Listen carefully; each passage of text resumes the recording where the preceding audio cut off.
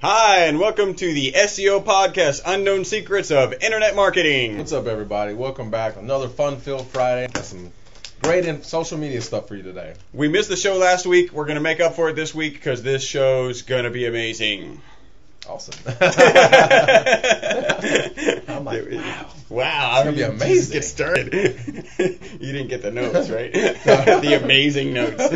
They're all for me. I get to present the amazing stuff. As usual, we want to talk about our last podcast. The tip from our last podcast was use 301 redirects instead of canonical whenever you can. And frankly, that's straight from Matt Cuts' mouth. So that's what's up. That's pretty powerful. The horse himself. The horse. I have so many pieces of paper here, I don't even know where to get started. How about a review?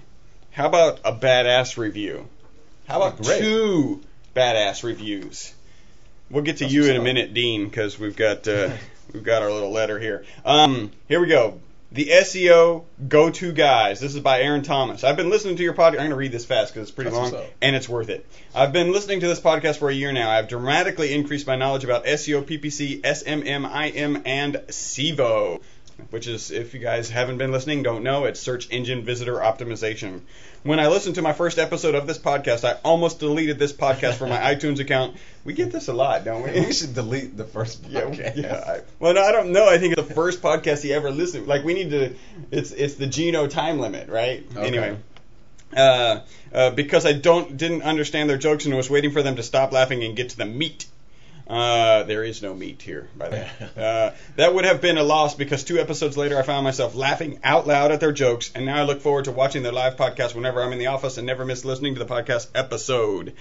Sometimes I listen to an episode multiple times during the week. What's up, man? You know, that's not in our advertising statistics. If you could actually just send us an email every time you listen to one. Yeah. No. Everybody. Don't do that. No. Chris, Paul, and Chuck are the real deal and are experts in what they do. Do yourself a favor, listen to them every week. If you run a business, do yourself a bigger favor and hire them. That is what's up. That is, yeah. Aaron Thomas, Your World Productions. Thank you, Aaron Thomas. You'll get a big punch in the face whenever we see you. It reminds me of that video that I think it was Darren Bowie posted of the punch, the slow punch, high speed cinematography. All right, let's do something else, a little bit of news, and then we'll get to the other review. I just don't want to keep reading. Did anyone hear Frito-Lay set a world? By the way, what did the potato chip say to the battery? I'm Frito-Lay if you're ever ready.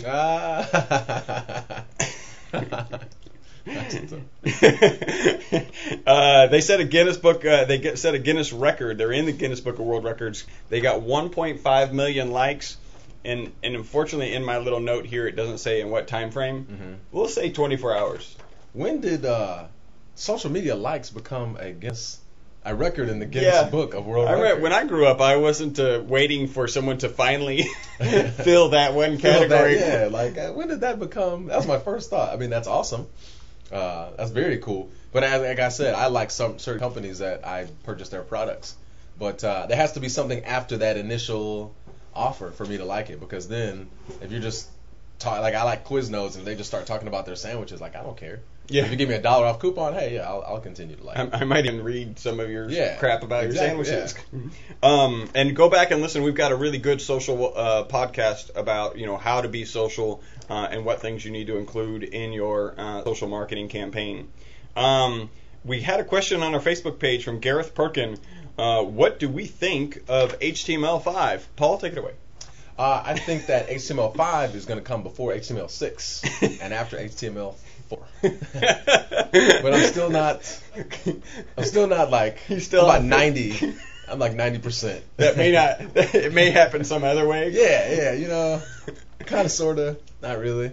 Let's be honest, we were not doing anything with HTML5. I do know that HTML5 is supposed to incorporate video, and I know some of that is already available. There's been some video sites that have been on that actually say go ahead and use the HTML5 version.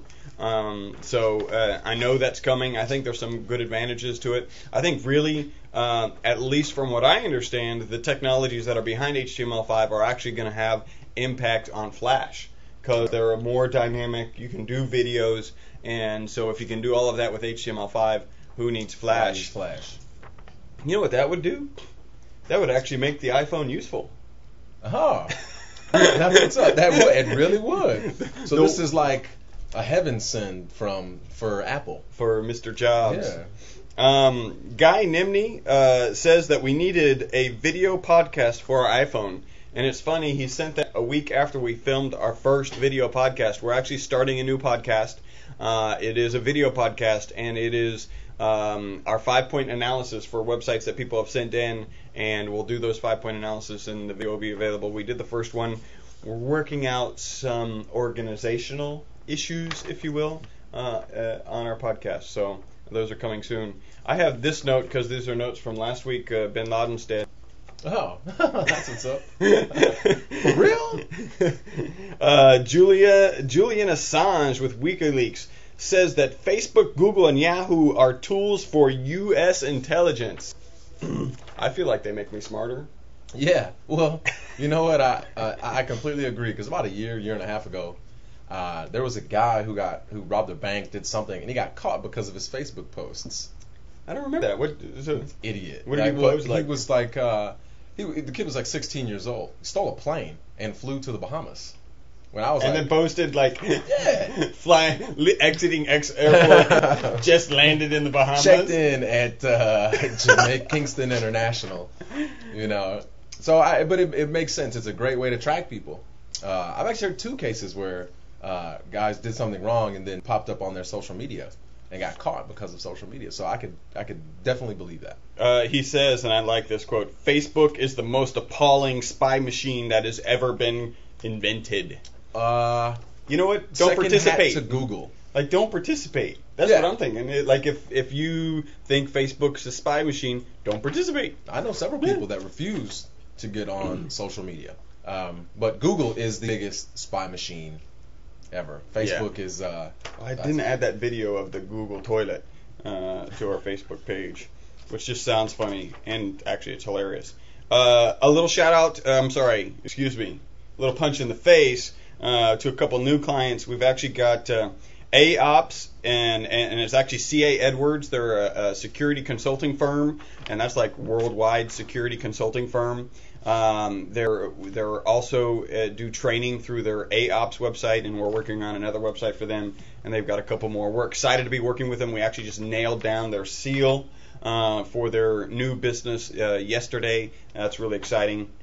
And then a Houston appliance repair. It's another appliance company that we're taking care of here in Houston, and they got an appropriate budget, and we're going to knock it out of the park for them. That's pretty exciting.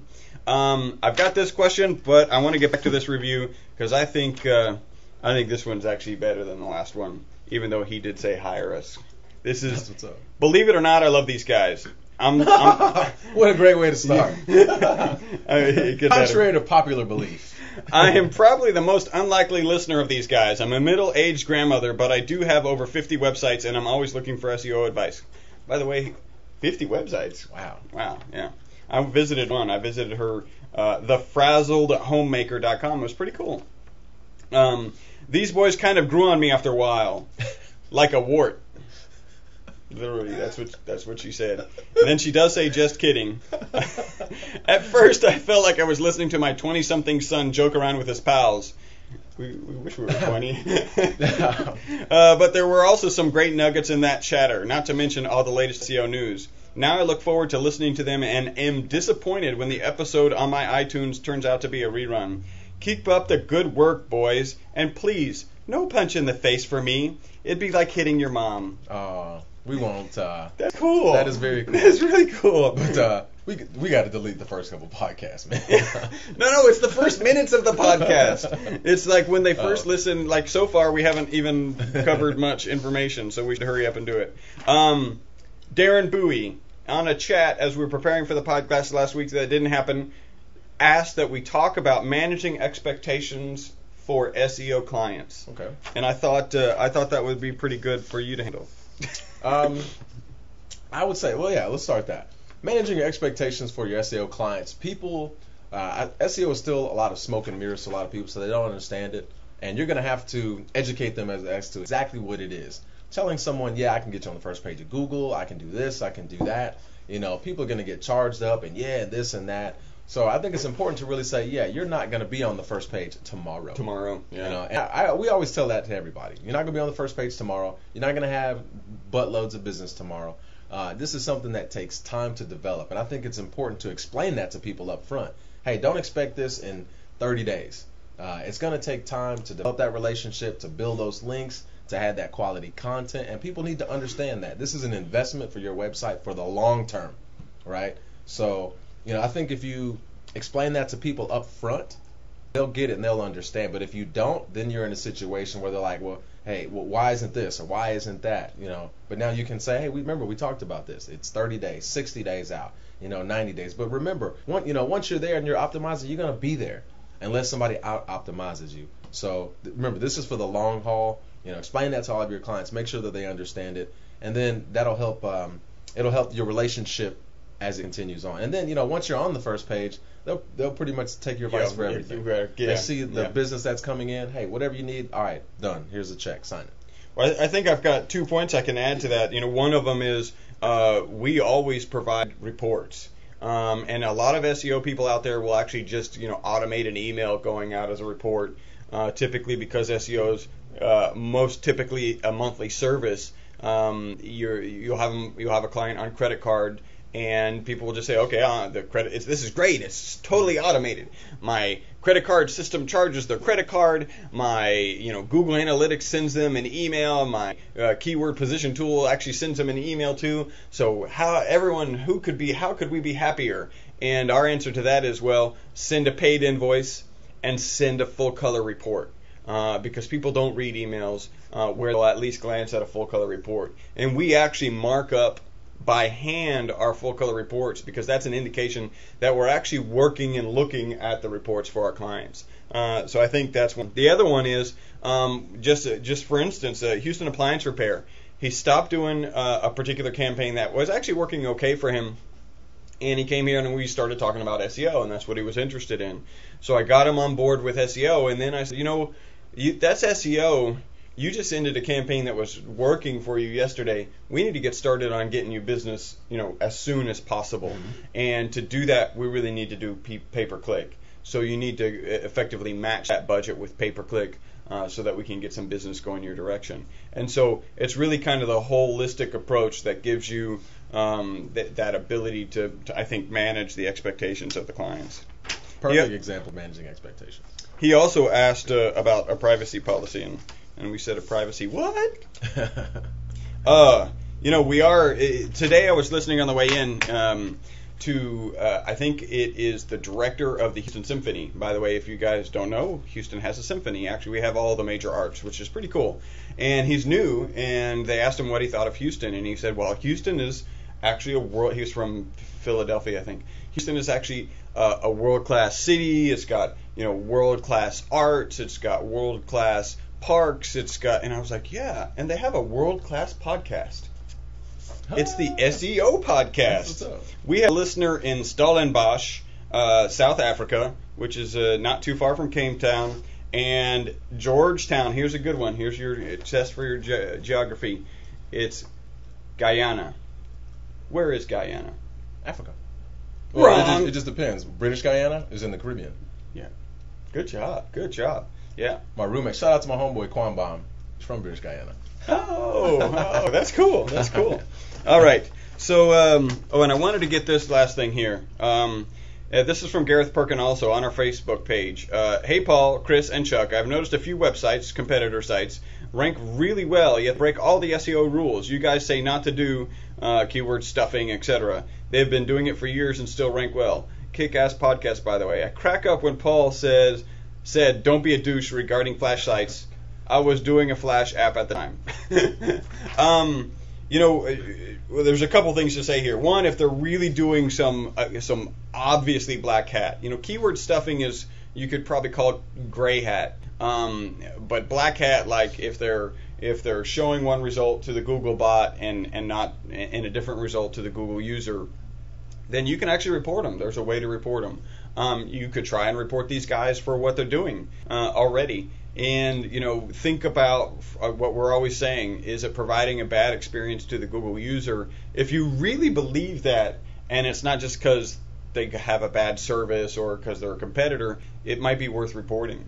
Otherwise, what we tend to do if somebody's outperforming us is understand what they're doing and do it better.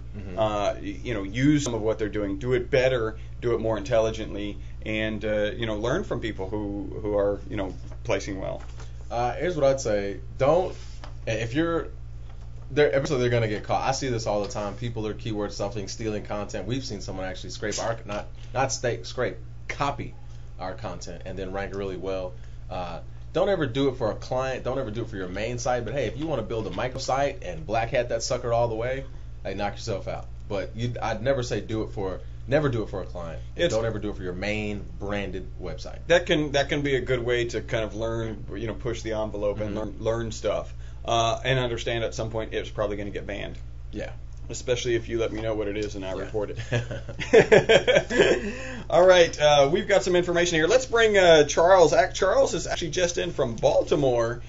He was over at a big advertising firm. He's going to tell us a little bit about that, and he was given a presentation. He did a little bit of SEO rapping over there. So that's what's up. Yeah, I've got some news, man. I'm sure guys know about this. Facebook got busted this week, right? Facebook was doing a smear campaign on Google, and they call it a whisper campaign because they weren't blatantly going out and saying Google sucks, but they were kind of slowly walking over to major media sources and saying, hey, Google sucks, you should print that. And they got caught, right? They went out to a PR firm and stole his blank stare. Oh man, go ahead, dude. Yeah. Go ahead. So go ahead, finish it up, Chuck. Okay, well, we rewind for a second and give them a blank stare then. Ooh, that was good. Yeah. And That was a Facebook- good One of the blank better stare. ones. That was Yeah. one of the better ones. Yeah. Yeah, well, what they did was It's a shame. It's a shame some people are just listening and don't actually get to see that blank stare. Yeah. Well, shout out to the 5 people that are watching. Woohoo! Yeah. So check it out. So yeah, not only were they whispering to these other people about put out some bad pub, they went and hired. They hired a PR person, real big PR company, A huge PR same firm. PR company that was handling Hillary's presidential 08 campaign. Oh wow. Yeah, Good sized. Yeah, good size. And they were going out. They contacted the top blogger, basically told the blogger, look, we got some data. You should post about it. We'll guarantee that your post ends up on Huffington Post and stuff like that. The blogger came back at them like, well, who's paying y'all to do this? They said, we didn't want to release no names right now, but it's a big deal. You should do it. The blogger declined, and not only did he decline, but turned around and posted the series of emails. He pulled a WikiLeaks out. Yeah. Don't make me WikiLeaks this conversation. He posted all the emails. So Facebook, yeah, blank stare to you. Get it together. Get it together, man. Like, it's not that serious. You got a grip on social already. Google has attempted social several times and have failed. And so, which leads me to believe that this new social circle that Google is doing, maybe got some value to it. Yeah, maybe it's got something unique to it. Yeah, that they know about that we're not fully aware of yet. Well, we know, Google has the data, right? If they put the right marketing campaign, they really should be able to build a lot of momentum. I was thinking last night, Google created their own Groupon. But, I think forever, or at least until they really spend some serious bucks on marketing, it'll be known as Google's Groupon. Yeah. It's not going to be known as X or whatever they call it. Google. Well, everyone. That's offers. true for Google offers. Yeah. And Facebook deals. Everyone is going to call it Groupon because they're the first one in the game. Just like Coke. Yeah. There you go. Give me a Coke. Well, that isn't the South. Up north, there's a distinct. Pop. There's a different. Yeah, you've been up to Michigan. Yeah, that's just how it is. Kleenex. Yeah, exactly. Yep. Yeah, give me a Kleenex. Give me a Kleenex. I think it was kind of like that for energy drinks, where everything was Red Bull, and I think now people have kind of accepted there are other Rockstar. Yeah. But hey, Facebook, come on, man. And I listen, and this is just a general life rule. You should never have to put down somebody else to make yourself feel better. So if you feel threatened, hey, come on. Unless you're in a rap battle. Oh yeah. I was rap battling in my head last night, and I was killing it. Yeah. I was out with Boston. I think he said Baltimore. Baltimore. Yeah, okay. Boston. Yeah. Yeah. Shout out to Arnold, man. Had a great time with you guys. Be glad to come back. Just let me know. Real cool company, man. They doing some big things over there. They do some big stuff, huh? I have something. Unless we're gonna jump in, I have something that I read this week. I learned something this week. Yes, I did. Paul's learning corner. I did. We have talked about time on site and bounce several times. Yeah. And I was corrected this week. I can tell you exactly what a bounce is and what a time on site is. Hold on, before you answer that, are you mean what they are in reference to Google Analytics definition of them? Yes. Okay. We have I remember there was a few podcasts where I was said, bounce is when they go to your website and then they leave within X number of time. That's actually not true. I was on a Google forum and I read this. What time on site is related to a bounce, but not. It doesn't measure. It measures your timestamp. So time on site is measured by the timestamp of your very first page view, and then the timestamp of your very last page view. Right. That is your time on site. Yeah, for total. A bounce measures the time. Well, I guess a bounce is when they view one page on your site, right? Regardless of how long they stay there. So there's no 30-second limit or whatever. There's no time limit. They could stay there for an hour. If they only visit one page, that's a bounce. So you guys watching this podcast right now, go ahead and visit another page so it's not a bounce. Yeah. So, and I was like, wow, that changes a lot. Now what happens is if you only visit one page, you don't go to another page, so there isn't a timestamp. There's no timestamp, yeah. So the time between timestamps is 0. And that does get factored into your average time on site. And when I read that, I was like, oh my gosh. That kind of changes things up a little bit. That changes everything. It changes a lot of stuff. At this point, now I gotta go research that. Yeah, I was on the forum. Because I've read documentation where it says that bounce rate is 30 seconds, and so at this point, somebody visiting one page and then leaving may be a good deal. Especially if the conversion happened on that page. Exactly. And and even now we build sites where you have forms on the home page, and we really trying to get them there. We want a high bounce rate. Yeah, if that's the case, then the high bounce rate. Well, and it makes sense because from Google Analytics perspective, they see the page retrieval, right? That's when their analytics code gets run. If you go back, there's no other entry, so you could stay there for 30 minutes. And then leave, there's no additional touch point for Google to say, hey, another event occurred, they stayed on the site, they didn't stay on the site. They just assumed they left. Even if that page is still up an hour, 4 hours, 10 hours later, if there's been no interaction. It was, I was like, wow. Because I've read about the actual time being counted, and I read like 5 seconds. But when I really thought about it, I read this actually on a Google, one of Google's forums. One of their moderators put that, and I was like, wow, okay. But the other stuff that I read was from just random other sites, and I was like, this really makes sense. So that now, when you're doing your analytics and you're thinking about, man, I have a really high bounce rate, that's not necessarily a bad thing. Yeah, unless you're not getting conversions. Yeah, there you go.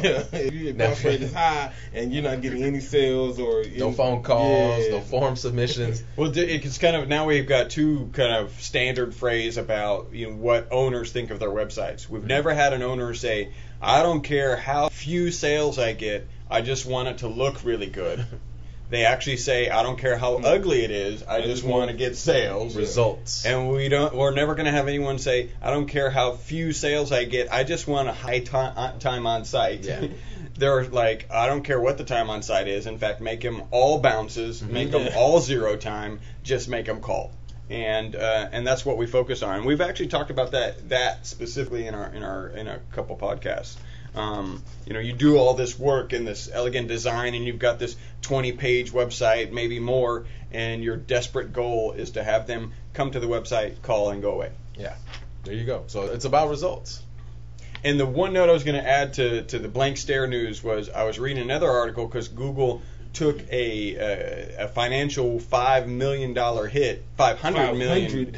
Yeah, $500 million hit in anticipation of fines from the federal government regarding illegal drug pushers, basically. So this is prescription drugs that illegal pharmacies is probably the right way to put it. And the end of the article said, interestingly, this was not released by Facebook.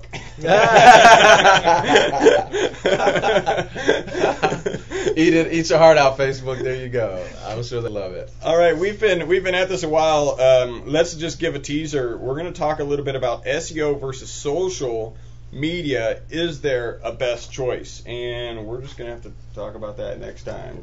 Yes. Because there is a best choice. There is a best choice. End of podcast.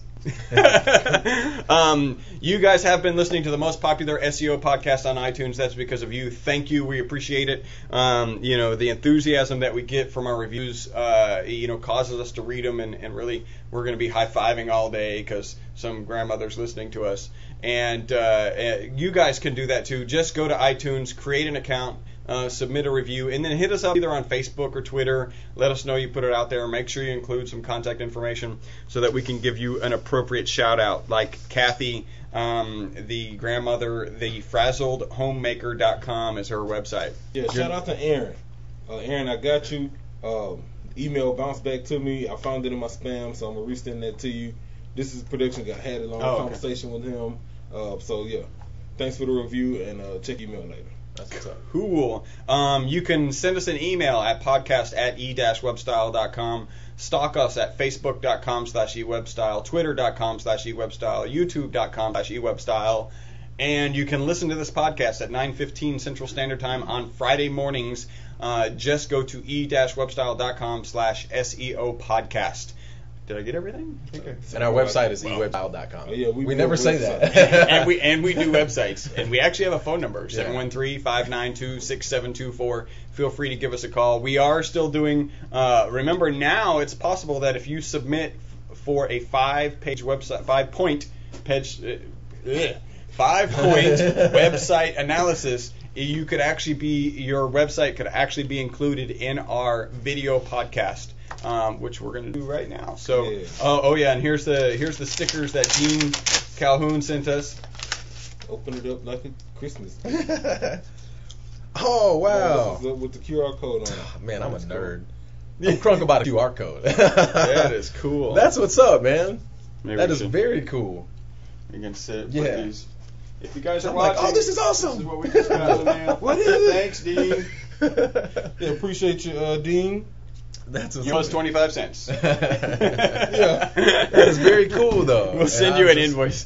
All right, thank you guys for listening. Until paper to bill you. We'll see you on the next podcast. Until then, my name is Chris Burris. Paul Hansen. Charles Lewis. Bye bye for now. That's actually. Is this us? Is this our?